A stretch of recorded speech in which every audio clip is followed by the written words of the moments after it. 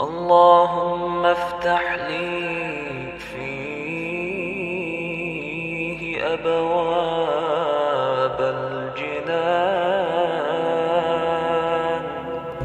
اے معبود، آج میرے لیے جنت کے دروازے کھول دے، وأغلق عني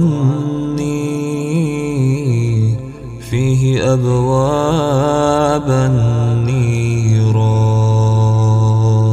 اور آج مجھ پر جہنم کے دروازے بند کر دے، ووفقني فيه لتلاوة القرآن. اور آج مجھے قرآن پڑھنے کی توفیق دے. يا منزل السكينة في قلوب المؤمنين. اے ایمانداروں کے دلوں کو تسلی بخشنے والے،